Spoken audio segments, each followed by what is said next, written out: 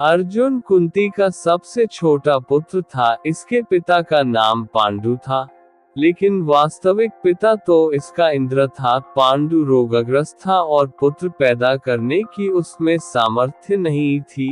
इसी कारण उसने कुंती को अन्य पुरुषों के साथ रमण करने की आज्ञा दे दी थी, जिससे पुत्रों के द्वारा आगे वंश परंपरा तो चले। उस काल में इस प्रकार के यौन संबंध किसी प्रकार दूषित नहीं समझते जाते थे, क्योंकि उनके पीछे उद्देश्य पवित्र रहता था। इस प्रकार पांडु की आज्ञा से कुंती को इंद्र से अर्जुन, धर्म से युधिष्ठिर, पवन से भीम और माद्री को अश्विनी कुमारों से नकुल और सहदेव पुत्र रूप में प्राप्त हुए। अर्जुन इंद्र के समान ही प्रतापी और पराक्रमी था। पांडवों में सबसे अधिक युद्ध कुशल और वीर वही था। महाभारत युद्ध में इस पक्ष का सबसे बड़ा महारथी वही था, जिसने कौरवों के परम वीरों से टक्कर ली और अंत में सबको पराजित कर दिया।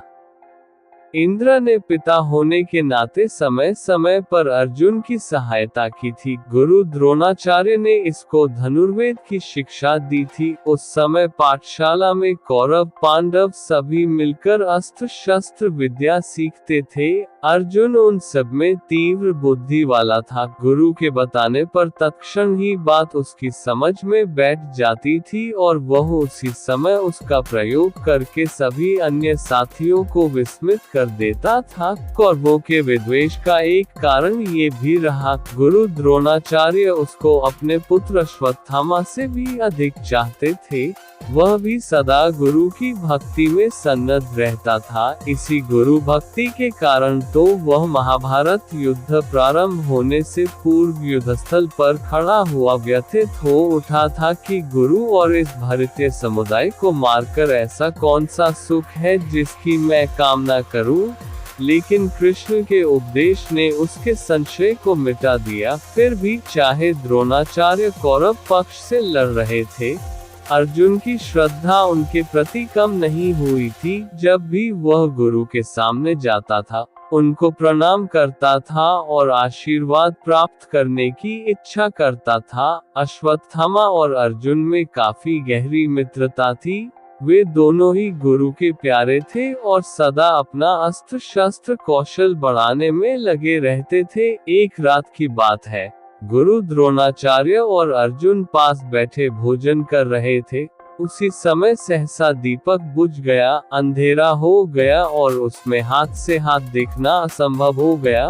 उस समय ये देखकर कि अर्जुन के हाथ का कौर सीधे मुंह में ही गया, उन्होंने कहा, वत्स अर्जुन, अब मुझे विश्वास है कि तू शब्दवेदी बाण चलाना शीघ्र सीख जाएगा। उसी समय द्रोणाचार्य ने शब्दवेदी बाण चलाना अर्जुन को सिखाया और वह कुछ ही क्षण में उसकी क्रिया सीख गया। उसी के द्वारा तो उसने अनेक स्थलों पर शत्रुओं के कुचक्रों को व्यर्थ कर दिया था। एक बार गुरु द्रोणाचार्य ने इसकी परीक्षा भी ली थी। जब वे अपने शिष्यों के साथ गंगा नहाने गए तो जल में उतरते ही एक मगर ने उनका पैर पकड़ लिया। द्रोणाचार्य ने शिष्यों की परीक्षा लेने हेतु पुकारा, वत्सो, मुझे यहाँ एक ग्राह ने पकड़ लिया है। ये जल के भीतर मुझे खींचे ले जा रहा है, आकर मुझे बचाओ। गुरु की पुकार सुनकर सभी छात्र भाग कर आए, लेकिन तट पर आकर सभी किंकर्तव्य विमूढ़ से होकर एक दूसरे की ओर ताकने लगे। अकेला अर्जुन ऐसा था जिसने उसी क्षण धनुष पर बाण चढ़ाकर जल के भीतर मारे और पांचों बाणों से उस ग्राह को मार डाला। इस तरह की तत्काल बुद्धि अर्जुन में ही थी। परिस्थिति के सामने झुकना तो उसने सीखा ही नहीं था। कैसा भी बड़े से बड़ा संकट आने पर वह चुनौती देकर खड़ा हो जाता था और कभी अपने जीवन तक की चिंता नहीं करता था। उसके समान साहसी और बुद्धिमान शायद ही दूसरा कोई था। जब उसने ग्राह को मारकर गुरु को भीषण संकट से बचा लिया तो गुरु ने प्रसन्न होकर उसे प्रयोग और उपसंहार सहित ब्रह्मशिर अस्त्र चलाना सिखाया। इसी प्रकार की एक और परीक्षा गुरु द्रोणाचार्य ने ली। परीक्षा के लिए एक दिन निश्चित कर दिया। सभी शिष्य अपने साहस और कौशल का दम्भ करते हुए मैदान में आकर खड़े हो गए, लेकिन उन सब में अर्जुन ही सबसे अधिक कुशल और साहसी प्रमाणित हुआ और गुरु द्रोणाचार्य ने उसकी हृदय से प्रशंसा की, जिसे सुनकर दुर्योधन के हृदय को धक्का लगा। कौरवों में से कोई योद्धा वह काम नहीं कर पाया था जो अर्जुन ने किए थे। अंत में कर्ण ने आकर वह सारा कार्य कर दिखाया। तब दुर्योधन को कुछ संतोष आया। कर्ण भी अर्जुन की तरह ही वीर और युद्ध विद्या में निपुण था। उसको तो गुरु भी परशुराम जैसे मिले थे, जिन्होंने अपने अपूर्व पराक्रम से पृथ्वी को 21 बार क्षत्रियों से रहित कर दिया था। वह कभी भी अर्जुन के कौशल की प्रशंसा नहीं करता था और सदा उसके प्रति एक ईर्ष्या का भाव इसके हृदय में बना रहता था। इसी कारण वह कभी भी पांडव पक्ष में नहीं मिल पाया। उसकी विशेष शत्रुता तो अर्जुन से थी, क्योंकि उसे ही वह अपना प्रतिद्वंद्वी समझता था। सच भी था, अर्जुन के सिवा दोनों पक्षों में और कोई ऐसा योद्धा न था जो बाण विद्या में उसको पराजित कर सकता था। अर्जुन ने भी छल से उसको मारा था। अर्जुन के अपार पराक्रम का परिचय हमें उस समय भी मिलता है जब उसने कर्म क्षेत्र में गंधर्वराज अंगारपूर्ण का सामना किया था। गंधर्वराज महापराक्रमी था और पहले पहल उसने अर्जुन को इस तरह ललकारा था जैसे पर्वताकार देह वाला एक योद्धा एक साधारण व्यक्ति को ललकारता है। लेकिन महाबली अर्जुन ने शीघ्र ही अपने पराक्रम का परिचय दे दिया और कुछ ही क्षणों में अपने युद्ध कौशल से गंधर्वराज को विचलित कर दिया, यहाँ तक कि उसने पराजय स्वीकार करके अर्जुन से मित्रता कर ली और उसे चाक्षुषी विद्या सिखा दी, जिसकी प्राप्ति के लिए 6 महीने तक उसको कठोर तपस्या करनी पड़ी थी। गंधर्वराज ने पांडवों को गंधर्व जाति से 100 घोड़े देने का वचन दिया था। उसी की श्रेष्ठ सम्मति मानकर पांडवों ने महर्षि धौम्य को अपना पुरोहित बनाया था। धनुर्विद्या में अर्जुन ने जो अद्वितीय कौशल प्राप्त कर लिया था, परिचय हमें द्रौपदी स्वयंवर के समय भी मिलता है। राजा द्रुपद की पुत्री द्रौपदी का स्वयंवर होने वाला था। देश विदेश से महापराक्रमी क्षत्रिय कुमार राजकुमारी का वरण करने की इच्छा से आए हुए थे। उस समय पांडव वनवास का समय काट रहे थे। उन्हें भी जब स्वयंवर का पता चला तो कौतूहलवश वे भी द्रुपद की नगरी में आ पहुँचे। शर्त ये थी कि जो कोई योद्धा स्तंभ के ऊपर घूमती हुई मछली की आंख को नीचे तेल में उस मछली की परछाई को देखकर वेद देगा, उसे ही द्रौपदी अपने पति के रूप में स्वीकार कर लेगी। स्वयंवर मंडप में उपस्थित सभी योद्धाओं ने अपना अपना कौशल दिखाया, लेकिन कोई भी उस आंख को नहीं वेद पाया। कौरव भी वहां उपस्थित थे। वे भी प्रयत्न करने के पश्चात लज्जित होकर अपने अपने स्थान पर आ बैठे। जब सभा में चारों ओर निराशा व्याप्त हो गई तो कर्ण ने उठकर अपना बाण उस मछली की आंख के लिए साधा और वह वीर निश्चित ही उसको वेद देता। लेकिन सूत पुत्र होने के नाते उसको क्षत्रिय कन्या के साथ विवाह करने का अधिकार नहीं दिया गया। सभा में चारों ओर उसके विरुद्ध स्वर उठने लगे। स्वयं द्रौपदी ने ही उसका सूत पुत्र कहकर तिरस्कार किया था। किसी को भी ये पता नहीं था कि यह कर्ण भी क्षत्रिय पुत्र है। चूंकि सूत ने उसको पाल पोस कर बड़ा किया था, इसलिए यहीं तक का ज्ञान सबको था। कर्ण अपने मन में घुटकर बैठ गया।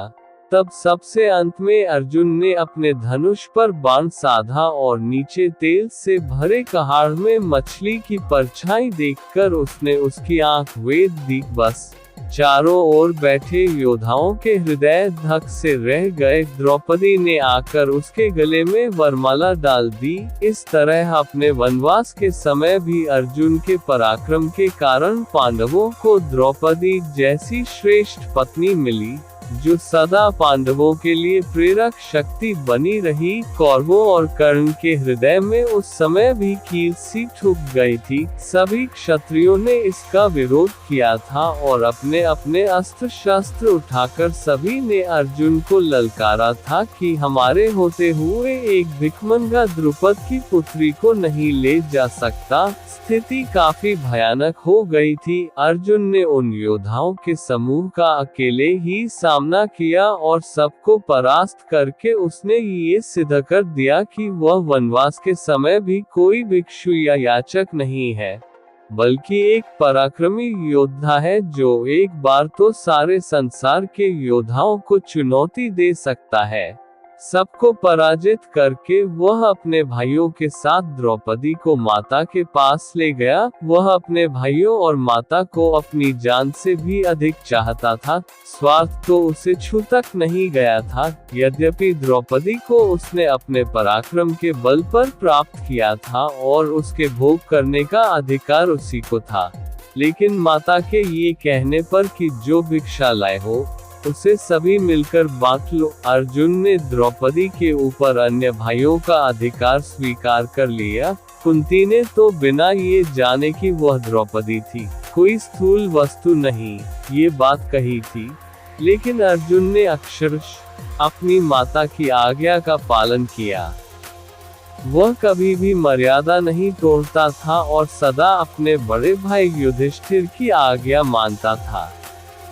जब द्रौपदी पर सभी का अधिकार हो गया, तो पांचों भाइयों ने मिलकर यह निश्चय किया कि जिस समय द्रौपदी एक भाई के पास रहे, उस समय अन्य चारों भाइयों में से कोई उसके पास न जाए, और यदि भूल से कोई चला भी जाए, तो उसे वनवास भोगना पड़ेगा। एक समय की बात है, युधिष्ठिर द्रौपदी के साथ एकांत में थे और जहां वे थे, वहीं अर्जुन का धनुष रखा हुआ था। एक ब्राह्मण की रक्षा करने के लिए उसको धनुष की आवश्यकता थी, अतः वह नियम तोड़कर अंदर चला गया और धनुष ले आया। इस तरह उसने ब्राह्मण की रक्षा तो कर ली, लेकिन जो मर्यादा निश्चित की जा चुकी थी, उसको मानकर वह वनवास भोगने चल दिया। वनवास में तीर्थ यात्रा करते समय मध्य देश में उसको नागन्या उलूपी प्राप्त हो गई। उसके साथ सहवास करके उसने एक पुत्र उत्पन्न किया था, जिसका नाम बभ्रुवाहन था। यह बालक अभिमन्यु की तरह ही महापराक्रमी था। अपने पिता अर्जुन को न पहचानकर जब उसने उसी से युद्ध किया था, तब एक बार तो अपने पराक्रम से अर्जुन को भी मूर्छित करके उसे युद्धस्थल पर पटक दिया था। इसी वनवास काल में ही अर्जुन की श्री कृष्ण से भेंट हुई। जब वह पश्चिम में प्रभास क्षेत्र में पहुंचे, तो श्री कृष्ण भी द्वारका से आए थे। कृष्ण ने उसे द्वारका चलने का निमंत्रण दिया तो वे द्वारका आ गए। नियम का पालन करता हुआ अर्जुन नगर के भीतर नहीं घुसा, बल्कि रैवतक पर्वत पर ही ठहर गया। वहीं बलराम तथा यादवगण प्रमुख व्यक्ति उनसे मिलने आए। कुछ दिन तक वह वही रहा। इसी बीच में एक उत्सव हुआ जिसमें उसने कृष्ण की बहन सुभद्रा को देखा। उसके रूप और लावण्य को देखकर वह उस पर मोहित हो गया। कृष्ण उसके हृदय के भाव को जान गए और सुभद्रा के लिए योग्य वर समझकर उन्होंने उसे सुभद्रा का हरण करने की सम्मति दी, क्योंकि कृष्ण ये भली भांति जानते थे कि वैसे बलराम तथा अन्य संबंधी सुभद्रा का विवाह अर्जुन के साथ नहीं करेंगे।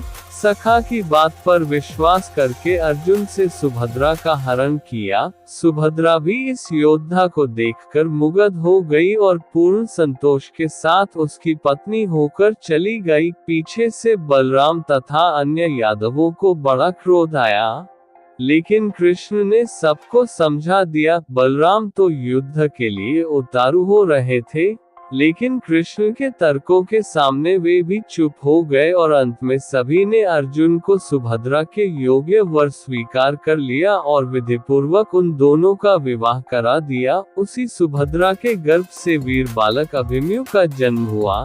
जिसने चक्रव्यूह में अपने पराक्रम से शत्रुओं को चकित कर दिया और जो अंत में अपने पिता का यश बढ़ाकर वीरगति को प्राप्त हुआ था। अर्जुन अपने ही सम्मान की चिंता नहीं करता था, दूसरों की मान मर्यादा की भी चिंता उससे रहती थी। उसने इंद्र के विरुद्ध अग्नि की मान मर्यादा की रक्षा की थी और उसी से उसे कपिध्वज नाम का दिव्य रथ और गांडीव धनुष प्राप्त हुआ। अग्नि ने इंद्र के दंभ को चूर करके खांडव वन को भस्म कर दिया। उसमें से केवल मय नाम का असुर, तक्षक नाग और 4 शार्दूल पक्षियों का से सिवा कोई जीवित नहीं बचा। चूंकि अर्जुन ने मय को प्राणदंड दिया था, इसलिए उसने अपनी कला से पांडवों के लिए 1000 खंभों का विलक्षण सभा भवन बना दिया। इसमें उसने कैलाश और मैनाक पर्वत से मूल्यवान मणियां लाकर लगाई थी। देवदत्त नाम का शंख भी मैंने ही अर्जुन को दिया था। अर्जुन महान विजेता था। उसने अनेक राजाओं को जीतकर इतना धन वसूल किया था कि उससे पांडवों ने बड़ी धूमधाम के साथ राजसूय यज्ञ किया। उस यज्ञ में सभी प्रमुख योद्धा और आचार्यगण उपस्थित थे। श्री कृष्ण को उस यज्ञ में सबसे अधिक सम्मानीय महापुरुष माना गया था। राजसूय यज्ञ का ये समय पांडवों के ऐश्वर्य और समृद्धि का समय था, लेकिन बाद में युधिष्ठिर के जुए में हारने के पश्चात इनके जीवन का संकट काल उपस्थित हो गया। अर्जुन अपने ज्येष्ठ भ्राता का इतना सम्मान करते थे कि अपना सब कुछ हार जाने के पश्चात जब युधिष्ठिर ने अपने भाइयों और पत्नी को दांव पर लगा दिया, तब भी अर्जुन ने इसका विरोध नहीं किया। यहाँ तक कि दुशासन ने जब भरी सभा में द्रौपदी को नंगा करने का साहस किया, उस समय भीमसेन भी विचलित हो उठा था, लेकिन अर्जुन अपने अग्रज की ओर देखकर चुपचाप बैठा था। वह धीर और बुद्धि था, कभी उतावला होकर कोई कार्य नहीं करता था। उस समय युधिष्ठिर के वचन का सम्मान करके वह चुप रहा था, लेकिन मौका आने पर एक महारथी से द्रौपदी के अपमान का बदला लिया। वह दूरदर्शी भी था। आगे क्या करना है उसके लिए पहले से ही योजना बनाना वह प्रारंभ कर देता था। वनवास के समय में उससे यह आशंका हो गई थी कि कौरवों का हृदय मैला है, वे वनवास के पश्चात भी राज्य का थोड़ा भी हिस्सा नहीं देंगे। युद्ध के द्वारा ही उनसे अपना अधिकार प्राप्त किया जा सकता है। ये दृढ़ संकल्प लेकर उसने अपनी सामर्थ्य बढ़ाने के लिए प्रयत्न किया। धर्मराज से उसने वह जगत प्रकाशक विद्या सीखी जो उन्होंने व्यास से प्राप्त की थी। इसके पश्चात दिव्य अस्त्रों की प्राप्ति के लिए वह तपस्या करने चल दिया। हिमालय और गंधमादन पर्वत को लांघकर वह कैलाश पर्वत पर आया। वहां एक वराह के ऊपर उसका एक किरात से झगड़ा हो गया। दोनों मरे हुए वराह को अपना बतलाते थे। अंत में युद्ध हुआ। किरात ने अपनी कला से अर्जुन का सारा पराक्रम हर लिया। इस तरह अपने को निर्बल पाकर अर्जुन को आश्चर्य होने लगा और फिर एक क्षण में ही किरात की अलौकिक शक्ति का अनुमान लगाकर उसने उसको प्रणाम किया और उसे प्रसन्न करके उससे पाशुपात अस्त्र प्राप्त किया। वह किरात और कोई नहीं, स्वयं वेश बदले हुए भगवान शिव थे। इस प्रकार उन्होंने अर्जुन के बल की परीक्षा ली थी। इससे ये पूरी तरह स्पष्ट होता है कि अर्जुन परिस्थिति को ठीक तरह पहचानकर उससे लाभ उठाने वाला बुद्धिमान योद्धा था। वह ऐसा मूर्ख क्षत्रिय नहीं था जो अपने पराक्रम का सही अनुमान न लगाकर व्यर्थ का दंभ भरा करते हैं। पाशुपात अस्त्र प्राप्त करके वह आगे बढ़ा तो उससे इंद्र का सारथी मातली रथ लिए हुए मिला। गंगा में स्नान करके वह रथ पर बैठ गया और अमरावती पहुंच गया। वहां इंद्र ने उसका बड़ा स्वागत किया और अपने साथ ही आसन पर बिठा लिया। यहाँ उसने 5 वर्षों तक अनेक दिव्यास्त्रों की संचालन क्रिया सीखी। उसी समय चित्रसेन गंधर्व उसका मित्र हो गया, जिसे उसने नाचना गाना आदि सिखाया, जो मत्स्य नरेश विराट के यहाँ काम आया। देव सभा में उर्वशी नाम की महासुंदरी अप्सरा आया करती थी, जिसको अर्जुन वंश माता के रूप में देखा करता था। उसके हृदय के भाव को न जानकर चित्रसेन ने समझा कि वह उसके सौंदर्य पर मोहित हो गया है, इसलिए उसने एक दिन उर्वशी को उनके पास भेज दिया। उर्वशी अपना कामुक रूप लेकर उनके पास पहुंची और सहवास के लिए इच्छा प्रकट करने लगी। अर्जुन के तेजस्वी रूप को देखकर वह काम से पीड़ित हो रही थी। उसने अर्जुन को अपने साथ रमण करने की इच्छा जताई। ये सुनकर अर्जुन ने चौंक कर कहा, उर्वशी, आप तो हमारी वंश माता है, फिर मैं ऐसा पाप कार्य कैसे कर सकता हूँ? आपकी यह धारणा मेरे विषय में गलत है कि मैं आपके प्रति कामासक्त हूँ। मैं तो आपको पूज्य मानकर आपका सम्मान करता हूँ।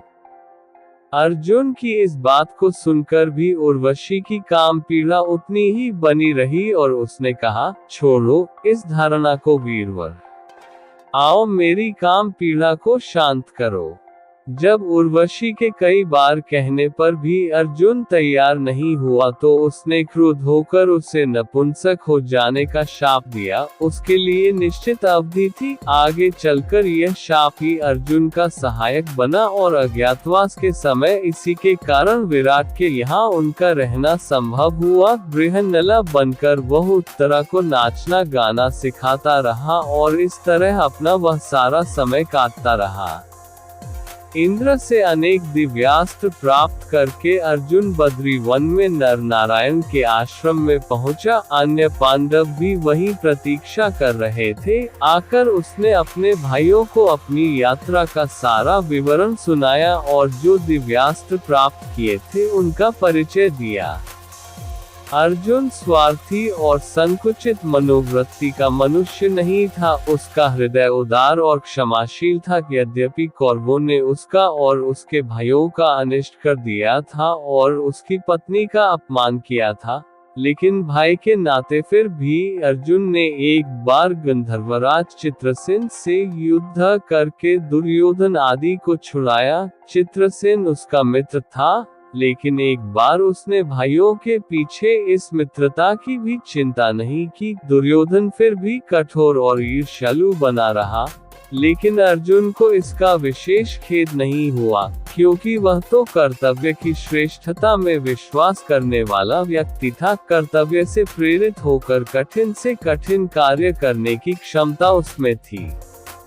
इसी प्रकार कर्तव्य परायणता का परिचय उसने उस समय दिया था जब वह अज्ञातवास के समय राजा विराट के यहाँ ठहरा हुआ था और कौरवों ने विराट के ऊपर आक्रमण कर दिया था। झूठा दम भरने वाला उत्तर उस समय अर्जुन को सारथी बनाकर युद्ध के लिए ले गया था, लेकिन वह कौरवों की सैन्य शक्ति देखकर डरकर भागने लगा। तब अर्जुन ने उसे रोककर कौरवों का स्वयं सामना किया और उन्हें परास्त किया। राजा विराट के प्रति अपने कर्तव्य का वह इसी तरह पालन कर सकता था, इसलिए अपने भाइयों का भी उसने सामना किया। इससे स्पष्ट हो जाता है कि अर्जुन को किसी व्यक्ति विशेष से लगाव नहीं था, बल्कि कर्तव्य, न्याय और सत्य की भावना ही उसके जीवन के लिए प्रेरक शक्तियाँ थी। फिर अभिमान तो उसको छू तक नहीं गया था। बड़े से बड़ा कार्य करके वह अपने पराक्रम की डींग नहीं मारता था। दूसरों को प्रशंसा करते हुए सुनकर भी वह कुछ नहीं बोलता था। अर्जुन नम्र और विनयशील भी था। वह श्री कृष्ण के पूछे बिना कोई कार्य नहीं करता था और उन्हें अपना सच्चा सखा मानता था। कृष्ण ही उसकी विजय के आधार थे। यदि उसे ऐसा सारथी नहीं मिलता तो शायद वह कौरवों की उस विशाल सेना को नहीं जीत पाता, जिसमें भीष्म, द्रोण, कर्ण जैसे महारथी युद्ध कर रहे थे। कृष्ण की नीति निपुणता से ही उसने भीष्म पितामह को धराशायी किया। उन्हीं की चाल से गुरु द्रोणाचार्य को उसने पराजित किया और उन्हीं की सूझ के बल पर कर्ण जैसे योद्धा को मार गिराया। इन तीन पराक्रमी सेनापतियों से टक्कर लेना मामूली काम नहीं था, लेकिन अर्जुन से अपनी सामर्थ्य और शक्ति के बल पर इनका सामना किया और इन सब को धराशायी करके विजय का शंख बजाया। कृष्ण ने अनेक बार उसके जीवन की भी रक्षा की थी। पहले पहल तो भीष्म जैसे पराक्रमी से ही उसका बचना कठिन था, फिर कर्ण तो उसे जीवित कभी नहीं छोड़ता। जब उसने सर्प के विष में बुझा बाण उसकी ओर लक्ष्य करके मारा था और यह घोषणा की थी कि अर्जुन मारा गया, तब श्री कृष्ण ने ही घोड़ों को बिठाकर रथ को नीचा किया था, जिससे वह भयानक बाण अर्जुन का मुकुट काटकर ही निकल गया था, नहीं तो उस दिन उसके जीवन का अंत था। इस तरह अनेक स्थलों पर हम अर्जुन के जीवन में कृष्ण की महत्ता पाते हैं। कृष्ण के उपदेशों के फलस्वरूप ही वह निष्काम कर्मयोगी हो गया था। कर्तव्य के आगे सुख और दुख एक जैसे ही उसको दिखाई पड़ते थे। इसी उपदेश की शक्ति से वह पूरे महाभारत युद्ध में कभी विचलित नहीं हुआ। हम पहले ही देख चुके हैं कि स्वार्थ तो उसके हृदय पर कभी अधिकार नहीं जमा सका था। इंद्र ने उससे इंद्रपुरी में रहकर ऐश्वर्य भोगने के लिए कहा था, लेकिन अपने सुख के लिए उसने भाइयों का तिरस्कार नहीं किया। वास्तव में वह पूरा साधक था, एक बार जिसकी भी दृढ़ कल्पना अपने हृदय में कर लेता था, फिर कोई भी शक्ति उसे उस मार्ग से हटा नहीं पाती थी। इसी प्रकार उर्वशी के ऊपर कामासक्त न होकर उसने अपने अखंड ब्रह्मचर्य का परिचय दिया था। एक तरह से देखा जाए तो वह जितेंद्रिय था, उसको अपने मन पर अधिकार था और जब कभी किसी प्रकार का संशय उठता भी था तो कृष्ण उसको दूर करने के लिए उसके पास रहते थे। उसके किसी के साथ प्रणय संबंध जोड़ने में भी एक प्रकार गौरव रहता था। छिपकर प्रेम करना तो उससे आता ही नहीं था। वह तो पहले अपने पराक्रम का परिचय देता था और अपने आप को पूरी तरह समर्थ प्रमाणित करके किसी सुंदरी से प्रेम करता था। उसके प्रेम में वीरों की सच्चाई थी। राजपरिवार का व्यक्ति होते हुए भी वह कूटनीति नहीं जानता था। वह तो सीधा सच्चा योद्धा था, पर्वत से टकराने की सामर्थ्य रखता था, लेकिन साम, दाम, दंड, भेद पूर्ण नीति में निपुण नहीं था। इसके लिए तो कृष्ण ही सदा उसको मार्ग दिखाया करते थे। वह तो इतना सीधा था कि स्वयं अपने समर्थक धृष्टद्युम्न से ही इस आधार पर उलझ पड़ता था कि उसने द्रोणाचार्य को मारा था। यद्यपि द्रोणाचार्य के वध के पीछे सारी चाल तो कृष्ण की थी, धृष्टद्युम्न ने तो उस चाल के बाद द्रोणाचार्य को केवल मार डाला था और फिर द्रोणाचार्य का मरना पांडवों के हित में ही था।